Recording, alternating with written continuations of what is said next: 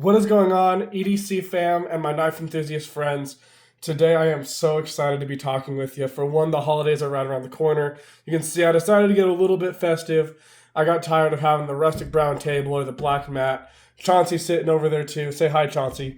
Hello! God, he's so annoying.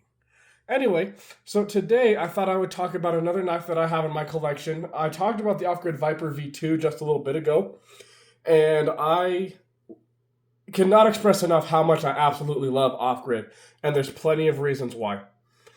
The price that they come in at is absolutely astronomical to what their quality actually is. And I really appreciate a good brand making an EDC or a knife a little bit cheaper so someone can have a quality knife, something they can rely on. Because a lot of issues that you'll hear in the community is that something like a gas station knife, they aren't reliable, they're weak. So being able to have a knife that you can rely on, built tough, and still be able to rely on it for $100 or less, absolutely insane to me. Now, it's obviously not on screen yet, but before I get into it, I want to say that this is a beefy boy. It's a big boy. Now, this isn't a breakdown. I'm not going to be taking measurements or anything today or measuring blade stock thickness. I strictly just want to talk about it and just talk about the things that I think are cool about it, the things that I've seen before that this replicates. So I figure let's just sit down and talk about it and maybe do, a little bit of breakdown, right? I'm still going to tell you the scales and the steels and stuff like that, but I don't want to get completely into it. I just want to have a conversation with you and tell you what I love so much about this knife. Now this bad boy is the Off-Grid Stinger XL. As you can see, big boy. All right, now this thing has G10 scales. Looks absolutely amazing. Black stonewash finish. You can already see it. I mean, you can probably already guess exactly what this is going to look like. But it's got black G10 scales, flipper, no thumb stud. I do kind of wish that this one had a thumb stud, but it's so big that I understand why it doesn't, right? I really like the design that they put in the black G10 handle here. I don't know exactly why they did that. I don't know if it was for grip or if it's strictly just for looks. But I like the company. I like that the company took the extra time to mill that in there, just so it's not a flat G10 scale. Now, the G10 scales are a little slicker. They have texture, but they're not like a rough texture like the Viper that I talked about a few days ago. It does have full steel liners, which I think is freaking great. I think that if you're going to make a knife, if it's not titanium or aluminum, do full steel liners. Just do full steel liners. Because the chances of it breaking are a lot higher if you have quarter or half liners. There's multiple knives that if you accidentally drop them because they have such short liners, they're going to break, right? And there have been stories of them already breaking and the company not being so nice about them breaking. But I know you want to see what the blade shape looks like, so let's just take a look. It barely fits on my screen. This thing is huge, okay? It goes from the bottom of my mat past this little piece of rubber, and I know that isn't much help, but this thing is huge. Now, it is a spear point style blade. I am a huge fan of spear point. I've been saying for quite a while now that I believe the spear point is the absolute most versatile blade style.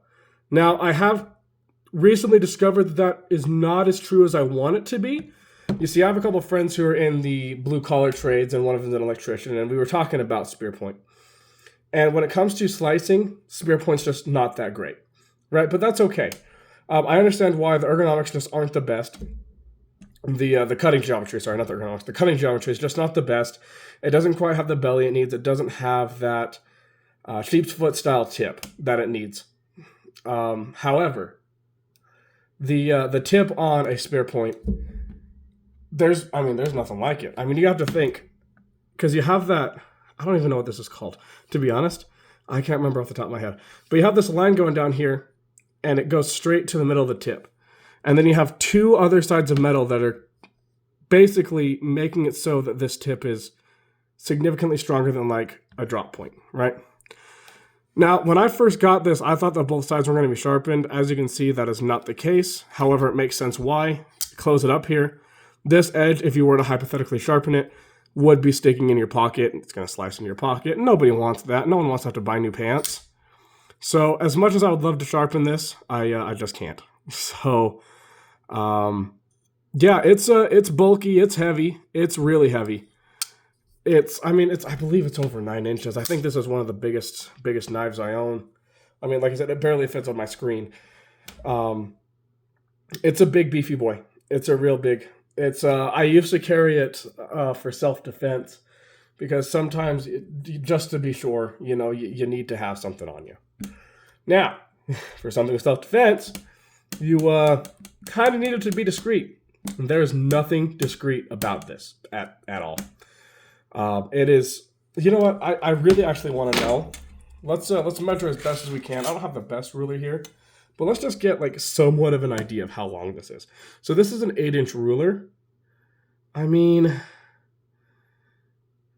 what's that? Did it say 9 1/4? Just because we're missing this inch here. I'm gonna guess like 9 1/4. And then I mean it's over 1.5 inches thick. I mean, don't get me wrong. The carry profile on it, however, not the thickest I've ever seen. Right? Let me show you an example of another knife that's significantly thicker, but doesn't feel nearly as bulky because it's not as long. The Vanguard breaker is super thick. So you see, the Vanguard breaker is fairly thicker. Just a little bit. Let's get a bit of close up there. Just a little bit thicker. However, the breaker is not unmanageable. Neither is the Stinger XL. Honestly, what I was thinking of using this knife for is for like camping, right? If you need to drill into a log or you need to cut something simple, this is what I would use. I would also use it if I needed to prepare for like any food for camping that day or that weekend or that week or that month, hell, however long you go camping for. But no, I mean, I used to carry it in my front pocket for work, and then I stopped doing that because it weighed my vest down too much. I tried carrying it in my pocket, and it pulled down my pants. It pulled down my pants. So, not actually. It's just not comfortable for me. Not for like a pocket carry. However, if you want something that you can rely on in a serious situation, and you have a backpack or like an EDC pouch, put this in it. Put the Stinger XL from Off Grid in it. Now, let's talk about the blade steel a little bit. I realize I haven't touched on that yet. So it is a nice black stonewash finish. For anyone who doesn't know me well enough yet, I love the look of black on black. And that is never, ever going to change, except it might. But as of right now, it has not changed.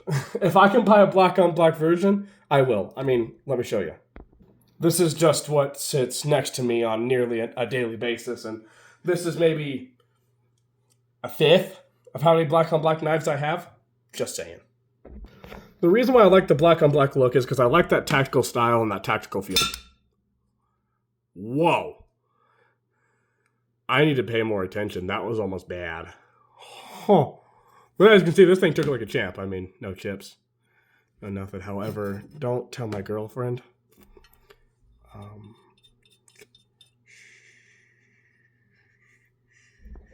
I apologize for anyone wearing headphones right now, because that hurt my ears too. In fact, they're still ringing. That was fun. I completely forgot I was talking. Oh, yes, the black on black. Yeah, so I just like the tactical look. Now, there's some coatings that I don't really appreciate. If I do a black on black look, I generally want DLC because it hides the scratches better, and that's about it. And I think just black on black looks cool. I mean, I'm wearing a black shirt today. Oh, you can't see. Wearing a black shirt today covered in cat hair. I drive a black on black car. I found a black on black rubber mat for my content creation. Hey, you go back up there. So my dragon's black. I mean, I'm just a black fan. My stand here that I'm using to record you is black. I mean, I love black. What can I say? But I just like the tactile look. A lot of my friends disagree. I really need to stop playing with this because I'm going to smack that again. A lot of my friends disagree with the black on black look, and that's fine. That's fine. It's my collection, not yours. And you can judge me if you want, or just buy the knives that I show you in a different variant, because as far as I'm aware, unless you're looking for an exclusive black on black knife, there's nothing that's made that's just only black on black. So get a stonewash finish, get a nasty edge finish. I don't care. Okay? But don't judge me for liking the black on black. Alright? We cool? We good? We good? Now, it is funny, though, because I say that I love black on black. My favorite knife is literally full silver titanium. However, there may be a possibility that at some point I have someone anodize it black for me. But that's, we'll talk about that later. Anyway, so yeah, so this is 154 cm. I believe it's crucible. I can't remember what that means. Give me just a second. So 154 cm crucible is, as far as my quick 30-second of research goes, it's just normal 154 cm created by a different company, which is no big deal, right? 154 cm is it's a classic steel. It's been around for a while. It's really good for edge retention, its stainless steel properties are really good. Now, it's not going to compare to something like S45VN or MagnaCut or M4 or anything like that. However, in its own right, in the tax bracket it is in, it's not in a tax bracket. It's not a person.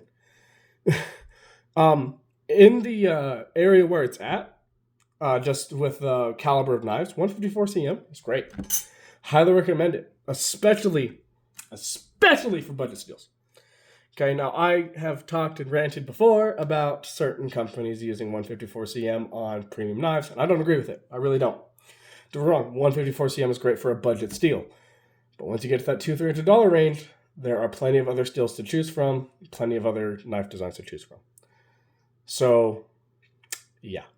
Anyway, the action on this is super smooth. I mean, the detent, the weight carries it the whole way, right? I mean, how long's the blade? I mean, it is straight up 4 1/4 inches of blade. So it's heavy and it's thick, right? It doesn't look thick right here, but if you measure right here, it's thick, it's heavy. It's a big chunk of 154 cm. Simple as that. I need to stop opening this facing this way. I'm going to smack this shit and it's going to shatter. I really need to be smarter about this. You guys need to help me. Please. Should I move it over? You know what? But I still want it in frame. Okay. That's good enough for me. We good? We good? Okay. I think we're good. There. Anyway, this is the off-grid stinger. Absolutely love it. Deep carry pocket clip. If you want an overbuilt knife that isn't astronomically priced, get the Stinger XL. I promise you'll be happy with it. It cuts stuff. I guess I can show you that. I found a very white piece of paper, so we're just gonna... It cuts stuff. It stabs stuff. It's great. Okay, get out of here. Anyway, thank you so much for sticking around and watching the video with me. I really appreciate you being here. I am really loving to make content. I'm really enjoying it. It's really making me feel like I have, any sort of influence on my passion in the future. Thank you all who support me. Thank you for continuing to support me. If you're new here, please make sure to drop a like, subscribe, maybe leave a little comment. Tell me that my tattoo looks cool.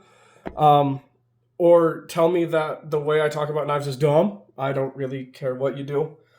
I want to try something new before I end the video today. Give me just a sec. So my channel obviously is about pocket knives, but it's also about mental health. I feel like we don't talk about it enough, and I would love to be someone that can at least change that demographic at least a little bit. I know it's ironic that I'm talking about knives and mental health at the same time. It's a passion of mine and also a duty that I want to fulfill. It's nothing that I need to fulfill, but it's something that I want to fulfill. So at the end of every video, what I'm going to try and start doing is I'm going to leave you a quote or just something to get you by to help my next video. Okay? So here's the one for today. Remember, healing isn't about being perfect. It's about showing up for yourself one more time than life tried to break you. And that is so true. You survive 100% of your bad days. Keep pushing forward. You are doing just fine as you are so far. I'm so proud of you for being here. Thank you so much for watching my video. Make sure to follow me on Instagram, TikTok, and subscribe on YouTube if you haven't already. I appreciate you all so much. I appreciate all the growth you've given me, and I can't wait to talk to you guys on the next one. See you then.